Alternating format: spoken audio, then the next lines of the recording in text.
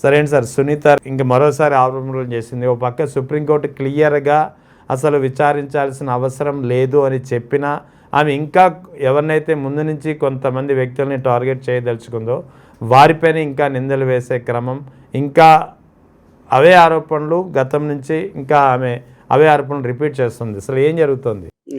మీరు అన్నట్ల సుప్రీంకోర్టు కాదు కానీ సిబిఐ వాళ్ళే చాలా రోజుల నుంచి దీంట్లో నెక్స్ట్ ఏం చేసేది లేదు దీంట్లోన మేమని సుప్రీంకోర్టుకి పదే పదే చెప్తున్నారు.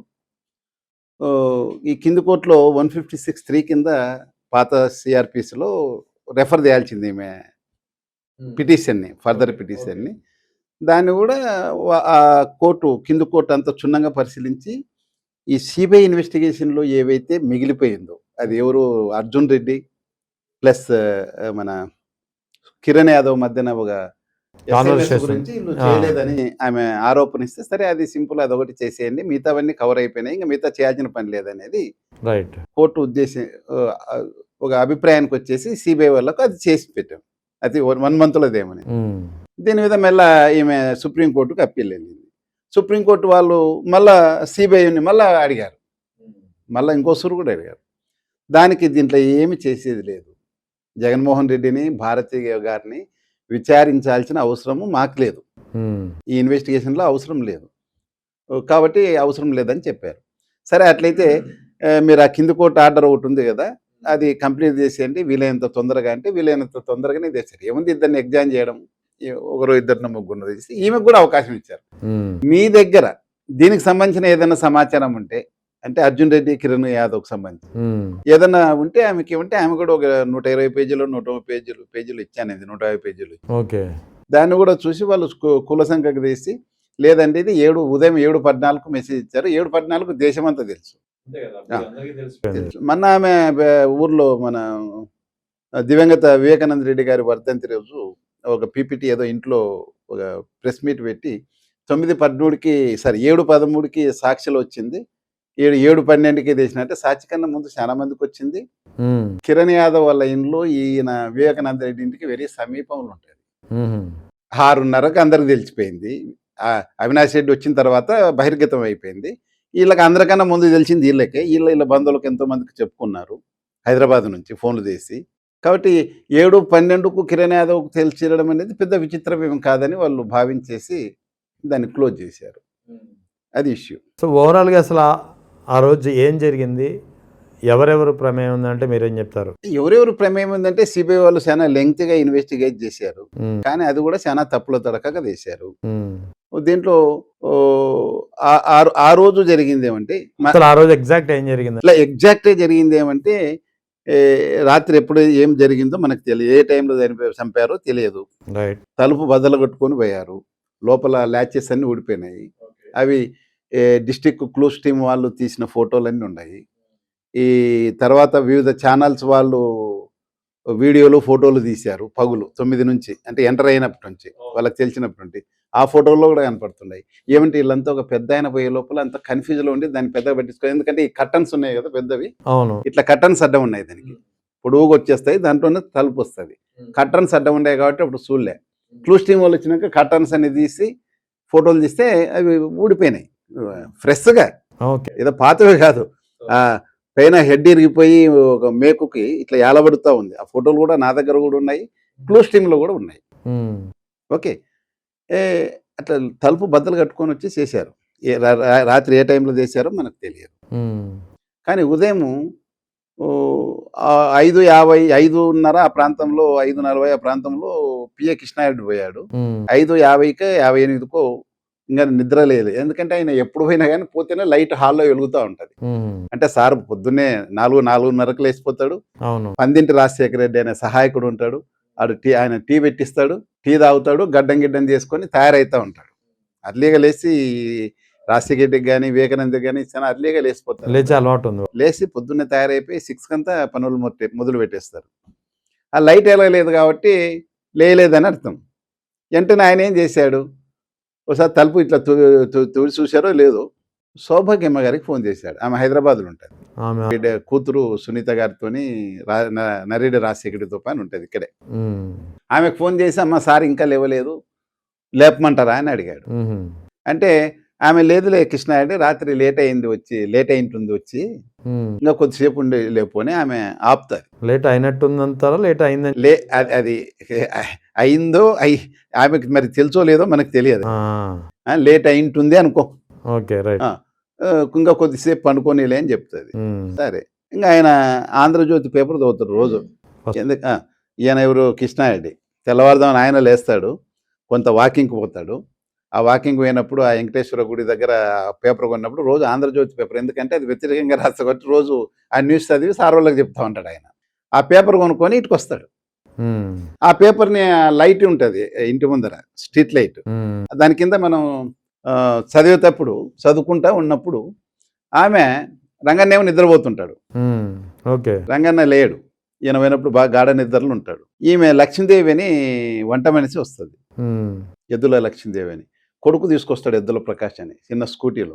ఓకే. తీసుకొచ్చినాక ఏం సార్ ఇంకా, ఎందుకంటే ఆమె వస్తేనే పొద్దునే అతను ఏదో టీ పెట్టిస్తాడు, ఏమి ఇంకా స్ట్రాంగ్ మంచి టీ పెట్టిస్తే చేయాలి. ఆమె భర్త పాపం పారాలసిస్ వస్తే కొంచెం లేట్గా వస్తుంది. ఈ మధ్య పారాలసిస్ ఆ మధ్యనే వచ్చింటుంది. అందుకు కొంచెం అతనికి ఏర్పాటు చేసి వచ్చేకి లేట్ అయింది. నేను లేట్గా వచ్చినానని అదరాబదర వస్తే ఈయన ఇంకా నిద్రపోతూ ఉంటాడు. ఇంకేం సార్ లేలేదని అంటే, ఇంకా లేదమ్మా అని. అప్పుడు లేపండి, లేకపోతే సార్ తిడతాడు, మళ్ళీ ఏదో ప్రోగ్రామ్స్ ఉంటాయని పోయి తలుపు కొడతారు. ఓకే. లేరు. ఈమెకి చెప్పి అట్లా బెడ్రూమ్ పక్కన బాత్రూమ్ దగ్గర టచ్ చేసి శబ్దం చేస్తే లేస్తాడు మామూలు ఎప్పుడన్నా లేకుండా. అని ఆమెకు పురమాయిస్తే ఆమె కొడుతుంది. లేడు. సరే లేదంటే కృష్ణారెడ్డి కూడా పోయి కొడతాడు కిటికీ దగ్గర. ఈయన వీళ్ళిద్దరూ ఇంకా లేదని మాట్లాడుతుంటే అప్పుడు లేస్తాడు రంగన్న వాచ్మెన్. లేచి పరుపు చుట్టుకొని పోయి అట్లే కిచెన్ వైపు, అంటే బెడ్రూమ్ కనుక ఉంటుంది కిచెన్ వైపు పోయి ఒక స్థలంలో తన బెడ్డింగ్ పెట్టేసి మళ్ళీ ఇక్కడికి వస్తాడు. కృష్ణారెడ్డి పోయి తలుపు కొడతాడు. కిటికీ దగ్గర సపరేట్ చేస్తే లేయడు ఆయన. మళ్ళీ తిరిగి వచ్చేసి ఉన్నప్పుడు ఇతను రంగన్న పరిగెత్తుకుంటూ వస్తాడు. సారు పడిపోయినాడు అని. అంటే తలుపు ఏదో దాన్ని చూసినట్లున్నాడు. అవును. ఇది ఉత్తరం వైపు ఉన్న వాకిలి. ఫస్ట్ చూసింది రంగన్న పడిపోయినాడు ఆయన అన్నాడని వచ్చి కింద పడిపోయినాడు. తర్వాత ఎద్దుల ప్రకాష్ కృష్ణారెడ్డి లోపలికి వెళ్ళారు. Eddula Prakash Krishna Reddy right. Okay. PA ఇద్దరు వెళ్ళిపోయి చూస్తే హాల్లో లైట్స్ లేవు. బెడ్రూమ్లో లైట్ వెలుగుతుంది, ఏసీ ఆన్లో ఉంది. చూస్తే రక్తం ఉంది, మనిషి లేడు. డౌట్ఫుల్గా బెడ్రూమ్లోకి పోతే మనిషి పడిపోయినాడు, ఇలా పొజిషన్లో ఉన్నాడు. తర్వాత కృష్ణారెడ్డి చూశాడు, నాడి పట్టుకొని చూశాడు, చనిపోయినాడు. వెంటనే నర్రెడ్డి రాజశేఖర్ ఫోన్ చేశాడు. అన్ని టైమింగ్స్తో సహా ఉన్నాయి అందరివి. ఓకే. అప్పుడు ఆయన ఏం చెప్పాడు? నర్రెడ్డి రాజశేఖర్ అలానా అన్నాడు. ఎందుకంటే 35-32 సెకండ్లు అది కాలది, 27 సెకండ్స్ కాలది. ఓకే. ఎంతసేపు మాట్లాడిన అలానా ఓకే అని ఫోన్ పెట్టేసి భార్యతో గుసగుసలు ఆడుకుంటున్నారు వచ్చి. ఇక్కడ ఎక్కువసేపు మాట్లాడలేదు ఆయన. ఎక్కువసేపు మాట్లాడారా లేదా కాదు, సడన్ గా అటువంటి షాకింగ్ న్యూస్ విన్నప్పుడు అవతలకి క్లోజ్ రిలేటివ్ లో, అది కూడా అల్లుడికి షార్ట్ చాలా తక్కువ వస్తుంది. 27 సెకండ్స్ 37 సెకండ్స్ కరెక్ట్ గా, అంతగానే లేదు. ఓకే. 1 మినిట్ అయితే కాదు, 3/4 నిమిషం కూడా కాదు. అవును, జస్ట్ 27 సెకండ్స్ మాట్లాడి పెట్టేస్తాడు. మళ్ళీ వీళ్ళిద్దరు వచ్చేసి చూస్తా ఉంటే అక్కడ ఓ పేపర్ పడి ఉంటుంది బ్లడ్ లో కానుకొని, అంటే రక్తపు. అది తీసి చూస్తే అది ఈమె నర్రెడ్డి రాజశేఖర్ గారి సునీత వెడ్డింగ్ ఇది మ్యారేజ్ సర్టిఫికేట్ ఫోటో స్టాట్ కాదు. దాని వెనక లెటర్ ఉంది, వివేకానంద రెడ్డి. ఈ లెటర్ రాసేకి నేను చాలా కష్టపడినాను, డ్రైవర్ను తొందరగా రమ్మంటే నన్ను సచ్చేలా కొట్టాడు, ఈ లెటర్ రాసేకి చాలా కష్టపడ్డాను, డ్రైవర్ ప్రసాద్ను వదిలిపెట్టొద్దని, మళ్ళీ ఈ కార్నర్లో డ్రైవర్ను వదిలిపెట్టొద్దు వివేకానంద రెడ్డి అని రాశాడు. ఆయన హింట్ ఏమి ఇవ్వాలనుకున్నాడేమో. దాన్ని ఫారెన్సిక్స్ వాళ్ళకి పంపారు, FSLకి. చాలా డిస్ట్రెస్ లో రాశారు ఈ లెటరు. ఆయనదే హ్యాండ్ రైటింగ్ అయిందే కానీ చాలా ఒత్తిడిలో బాధతో రాసినారని వచ్చింది. ఆ లెటర్ చూస్తేనే ఇంకా చదివి ఇద్దరు కూడబలుకొని చదువుకుంటుంటేనే ఈమె సౌభాగ్యమ్మ ఫోన్ చేసింది. ఎందుకు సౌభాగ్యమ్మ ఈయనకు ఫోన్ చేసింది? వీళ్ళిద్దరు ఈ వార్త చూస్తేనే ఇద్దరు ఈమెకు తెలియకుండా ఒక వరండాలో పోయి ఇద్దరు మాట్లాడుకుంటున్నారు. ఇష్యూ ఏం జరిగింది అనేది, ఇట్లా చనిపోయినాడు అంటే ఏమి వీళ్ళు ఇంత గుసగుసలాడుతున్నారు, ఏమైందని ఆమె ఆదుర్దాగా ఈయనకు ఫోన్ చేసింది. చేస్తేనే అమ్మ సార్ మనకు లేడు అని ఏడ్చుకుంటా. ఈయన ఏడుస్తూనే ఉన్నాడు కృష్ణారెడ్డి, పిఏ కృష్ణారెడ్డి. 35 ఏళ్ళ అనుబంధం, చాలా కాలం చేశారు, జీతం లేకుండా. అది కూడా అమ్మా సార్ మనకు లేడని ఏడ్చుకుంటా రాజాకి అమ్మ ఫోను అని. ఎందుకంటే ఈ లెటర్ గిటరు రాజాకి వెంటనే ఫోన్ అంటే 1 ఆర్ 2 మినిట్స్‌లోనే. రాజాకి ఇస్తే రాజాకి ఈ లెటర్ అంతా చదివి వినిపిస్తేనే, సరే ఆ లెటర్ చాలా ఇంపార్టెంట్. నువ్వు ఎవరికీ చూపియొద్దు. అది ఎవరికీ ఇవ్వొద్దు. పోలీసోళ్ళతో సహా ఎక్కడైనా ఎవరికి దొరక్కోకుండా దాచిపెట్టిద్దండి అంటే, ఆడు పాపం ఎద్దుల ప్రకాష్‌కి ఇచ్చేసి అదే పేపర్‌లో, ఆంధ్రజ్యోతి పేపర్‌లో పెట్టి తన ఇంటి దగ్గర ఇచ్చి రమ్మంటాడు. హుహు. తన స్కూటర్‌లో పొమ్మంటే భయపడతాడు. అతను అయితే చాలా కన్‌ఫ్యూజ్ అయితారు. సరే నా మోటార్ సైకిల్‌లో పోయి ఇచ్చి రాపోరా అని ఇచ్చి పంపిస్తాడు. అతను ఇచ్చి తిరిగి ఇచ్చి అతను పోయేటప్పుడుకి ఆ శశికళ అనే ఎక్స్ ఎంపీటీసీ వాళ్ళంతా వచ్చి ఉంటారు. నలుగురు ఫోటోల కోసం వస్తారు. ముందు అవినాష్ ఇంటి దగ్గర అవినాష్‌తో ఫోటోలు దిగేసి హ్మ్. అతను జమ్మలమడుగు పోతుంటే ఆడ రెడీ అయిపోతుంటే ఆయనతో ఫోటోలు దిగేసి ఇటుకొస్తారు. ఆమె వాళ్ళ బంధువులకి సార్ వాళ్ళతో ఫోటోలు దించడం అనేది కొంచెం గొప్పగా అనిపిస్తుంది. అవును. ఆమె వచ్చి చూస్తే అంత లోపల శివప్రకాష్ రెడ్డి కూడా ఫోన్ చేసింటాడు హ్మ్. ఈయనకి. శివప్రకాష్ రెడ్డితో మాట్లాడినాడు. ఈయన నరేట్ రాజశేఖర్‌తో మాట్లాడినాడు. శివప్రకాష్ రెడ్డితో ఫోన్ చేసి నాకు ఏం చేయాలో అర్థం కావడం లేదు. నేనేం చేయాలంటే నువ్వేం వద్దు ఊరుకుంటూ నేను ఎవరినోని పంపిస్తలే అని అతను ఇనాయతుల్లా అనే టైపిస్ట్‌కు చెప్పి పంపిస్తాడు. ఆయన మసీదు నుండి బయటకొస్తుంటాడు ఓకే. తెల్లవారుజామున. 6:26కు ఈయనకు ఫోన్ చేస్తాడు అవినాష్ రెడ్డికి. ఆయన జమ్మలమడుగు రూట్‌లో ఉంటాడు. అవినాష్ ఏదో బావకు ఏదో ప్రాబ్లమ్ అయిందంట, చనిపోయినారంటున్నారు, నువ్వు పో అంటే తిప్పు అని తిప్పుకొనొస్తారు. ఆ జీప్‌లో ఉన్నోళ్ళకి ఏం జరిగిందో అర్థం కాలే. వెనకొచ్చే కాన్వాయోళ్ళకి అర్థం కాలే. ఎందుకు సడెన్‌గా తిప్పినాడు. అంతే గదా! తిప్పి వచ్చినప్పటికి ఈడు ఇద్దల ప్రకాష్ వచ్చి ఉంటాడు. అప్పటికే ఇచ్చేసి వచ్చే ఆ లెటర్‌ని. తర్వాత ఇనాయతుల్లో వస్తాడు. ఒక్క నిమిషం ముందు అవినాష్ రెడ్డి కన్నా లోపలికి పోయి చూస్తా ఉంటాడు. అంత లోపల ఈయన వస్తాడు. అవినాష్ రెడ్డి ఈయన టీము కృష్ణారెడ్డి పోయి వాళ్ళని తీసుకొని పోయి ఫ్రంట్ డోర్ ఓపెన్ చేసుకొని తీసుకొని పోయి చూపిస్తారు. హ్మ్. శివ అవినాష్ రెడ్డి, దేవిరెడ్డి శివశంకర్ రెడ్డి ప్రొఫెసర్ అతను. హ్మ్. ఓకే. వాళ్ళు ముగ్గురు నలుగురు లోపలికి పోతారు. ఈయన ఎక్కువ చూడలేడు. ఎప్పుడు ఫస్ట్ టైం కదా అవినాష్ రెడ్డి. ఎప్పుడన్నా ఈ ఫ్యాక్షన్ శవాలను కూడా చూసారు కదా. అవునవును. చూసి అది చూడలేక అయ్యో అని ఒకసారి ఇట్లా కొన్ని సెకండ్లే చూశాడు ఆయన. కర్చీఫ్ ఇట్లా పెట్టుకొని ఇట్లా తిరిగేసి బయటకు వచ్చేస్తారు. హ్మ్. వచ్చేసి ఫస్ట్ జగన్మోహన్ రెడ్డి గారికి ఇంటిమేట్ చేయాలి కదా ఫస్ట్. అక్కడికే కాలు. ఎందుకంటే అప్పుడు అందరి ఫోన్లు ట్రాప్ చేస్తుండ్రు కాబట్టి వాళ్ళు ఫోన్లు వాడుతుండలే. హ్మ్. నవీన్ అని వాళ్ళ ఇంట్లో పని చేస్తాడు కదా అబ్బాయి. హ్మ్. ఆ పనిచేసే పిల్లోని ఫోన్‌కి చేస్తారు. హ్మ్.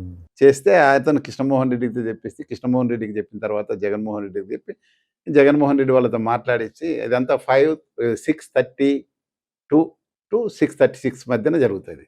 మార్నింగ్ ఇలా ఫోన్ కాల్స్. ఇదయిపోతేనే వాళ్ళ మదర్‌కి ఫోన్ చేస్తాడు అవినాష్ రెడ్డి. ఎందుకంటే వైఎస్ భాస్కర్ రెడ్డి గారికి న్యూరో సర్జరీ అయింది ఇక్కడ. అవును. మెడ మీద. ఆయన నైట్ అంతా స్విచ్ ఆఫ్ చేస్తాడు ఫోన్లు డైలీ. హుహు. 8కో 9కో ఆన్ చేస్తాడు. అందుకోసం వాళ్ళ మదర్ లక్ష్మీదేవి గారికి ఫోన్ చేస్తే ఆమె భర్తకు తెప్పడం, వాళ్ళంతా రావడం వస్తది. హ్మ్. అదేవిధంగా ఈయన కంటిన్యూగా ఫోన్ చేస్తూ పిఏ రాఘవరెడ్డికి చెప్పి ఇన్స్‌పెక్టర్‌కి, అంటే జనాలొస్తారు కదా ఆన్‌గోయింగ్ అవును. ఆన్‌లుకర్స్ వచ్చేస్తారు. ఆయనకు ఫోన్ చేసి ఇట్లా బాత్రూమ్‌లో పడి చనిపోయినాడు పెద్దనాయన. హ్మ్. కొంచెం కానిస్టేబుల్స్ ఫోర్స్ పంపండి అని రిక్వెస్ట్ చేస్తాడు. అప్పుడేం పవర్‌లో లేరు కదా శంకరయ్యని. ఓకే. వాళ్ళు పొద్దున్నే ఎవరు అలర్ట్‌గా ఉంటారు. 6:46కి లేసేది, రాత్రి డ్యూటీలు అవి చేసింటారు లేసి.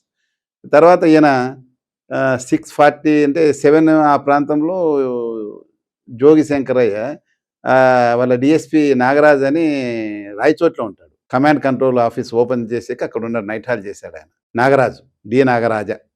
ఆయనకు ఫోన్ చేసి ఇట్లా వాళ్ళ బంధువులు చెప్తున్నారు సార్, మన వివేకానంద రెడ్డి గారు బాత్రూంలో పడి చనిపోయాడట దెబ్బలు తగిలి అని చెప్పారు. అది కూడా సిబిఐలో రికార్డ్ చేశారు. హార్ట్ అటాక్ అని ఏం చెప్పలే. మరి గుండెపోటు స్టోరీ ఎవరు బయటికి తీసుకొచ్చారు? ఎప్పుడు వచ్చింది? అదేంటి? వీళ్ళు క్రియేట్ చేసింది. ఎవరు? ఈ సిబిఐ రామ్ సింగ్ వాళ్ళు చేసింది. వాళ్ళు క్రియేట్ చేసింది. శంకరయ్యకి తను చెప్పని మాటలంతా రాసుకొని, ఎందుకంటే ఫస్ట్ చెప్పింది ఆయనకే కదా. అవును. ఇంకా వేరే వాళ్ళు చెప్తే అథెంటిసిటీ ఉండదని సస్పెన్షన్లో ఉన్న శంకరయ్యని బెదిరించి ఈ వివేకానంద రెడ్డి గుండెపోటుతో చనిపోయినాడని అవినాష్ రెడ్డి చెప్పినట్ల ఒకటో పాయింట్.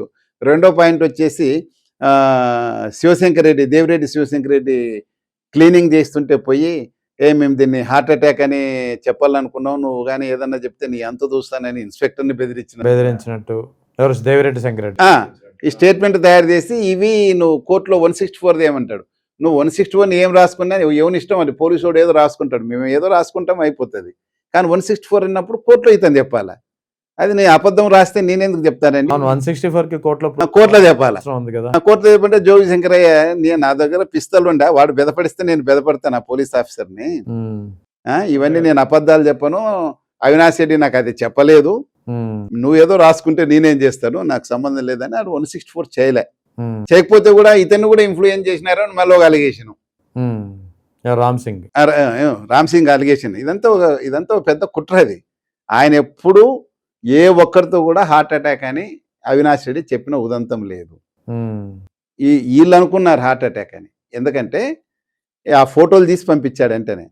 అవినాష్ రెడ్డి బయటకు వస్తేనే ఇనాయతుల్లా ఫోటోలు అన్ని తీసి శివప్రకాష్ రెడ్డికి, నర్రెడ్డి రాజశేఖర్ రెడ్డికి పంపించారు. ఆ ఫోటోలన్నీ చూసి బాత్రూంలో కమోడ మీద అంత రక్తము, పక్కన ఇట్లా పడిపోయినాడు, ఇదంతా రక్తము, అంటే ఏమన్నా బాత్రూంలో హార్ట్ అటాక్ వచ్చేసి కమోడ మీద పడితే హెడ్ ఇంజూరీ అయిపోయి పడినట్లు ఉంది అది ఫోటోలు చూస్తే.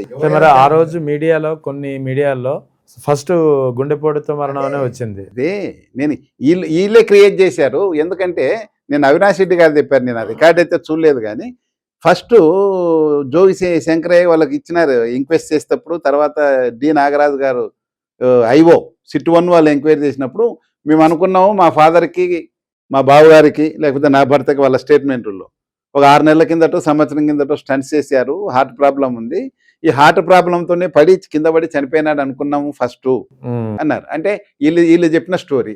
రెండోది వచ్చేసి నర్రెడ్డి శివప్రకాష్ రెడ్డికి ఆదినారాయణ రెడ్డి గారు మినిస్టర్ గారు,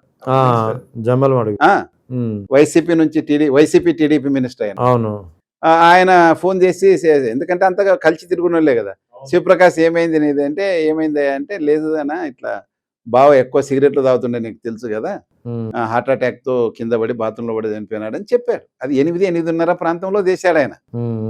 మరి ఎవరు చెప్పినట్లు హార్ట్ అటాక్ అని, అది కూడా 8:30కి, అంటే దాదాపు అప్పటికే. పైగా వీళ్ళిద్దరు అన్నదమ్ములు మాట్లాడుకుంటున్నారు. అవును, పైగా ఈ లెటర్ ఉంది అనే విషయము ఇద్దరికి చెప్పాడు పిఏ కృష్ణారెడ్డి, ఇద్దరికి ఫోన్లలో ఇంటిమేట్ చేశాడు.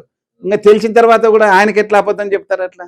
అవును, లెటర్ ఉంది అని తెలిసిన తర్వాతనే కదా శివప్రకాష్ రెడ్డి ఆయనకి ఆ లెటర్ విషయం చెప్పుకోకుండా నువ్వు బావ చనిపోయినాడు నువ్వు ఫోన్ చెప్పింది, అంతే కదా. మరి ఎవరిది కుట్ర దీంట్లో?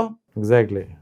పోతే అవినాష్ రెడ్డి ఎంటర్ అయిపోతే పిఏ కృష్ణారెడ్డి అప్పటికే లెటర్ దాచిపెట్టాడు, స్ట్రిక్ట్ ఇన్స్ట్రక్షన్స్ ఎవరికి చెప్పొద్దు అన్నాడు, అబ్బాయికి చెప్పలే.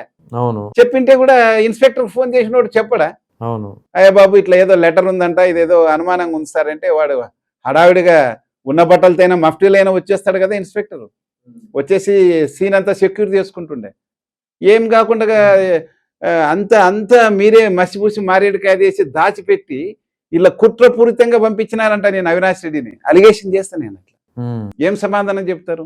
అంటే అవినాష్ రెడ్డి అంటే ఇక్కడ మీరు చెప్తున్న దాని ప్రకారం వివేకానంద రెడ్డి హత్య జరిగింది, హత్య జరగడానికి ముందు నుంచే జరిగిన తర్వాత స్కెచ్ ఎలా ఉండాలి, అవినాష్ రెడ్డిని ఇరికించడానికి ఎలా కథ అల్లాలి, ఇదంతా ముందే ప్లాన్ చేసుకున్నారంటారు. ఏం అట్లే అనిపిస్తుంది నాకు.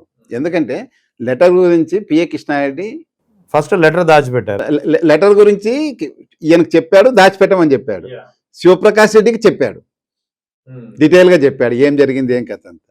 తర్వాతనే కదా అవినాష్ రెడ్డికి పొమ్మని చెప్పింది. అవును, అంతే కదా. ఇదంతా ఉంది లెటర్ గురించి అంతా చెప్పిన తర్వాత నీకు ఏం చేయాలో అర్థం కావడం లేదంటే నువ్వేం భయపడొద్దు, నువ్వు ఉండు, నేను ఎవరినోడిని పంపిస్తానని చెప్పిన వాడు అవినాష్ రెడ్డికి చెప్పాడు, ఇనాయతుల్లాకి చెప్పాడు. మరి అవినాష్ రెడ్డికి ఏమన్నా చెప్పాడా? చెప్పలేదు. అయ్యా బాబు ఒక లెటర్ ఉందంట ఏదో ఇట్లా పో అని చెప్పాడా? చెప్పలేదు. నువ్వు చెప్పలేదు, అవినాష్ రెడ్డికి నువ్వు చెప్పలేదు, ఇక్కడికి వస్తే అవినాష్ రెడ్డికి పిఏ కూడా చెప్పలేదు లెటర్ ఉందని, ఎందుకంటే వాళ్ళ బాస్ చెప్పాడు కాబట్టి.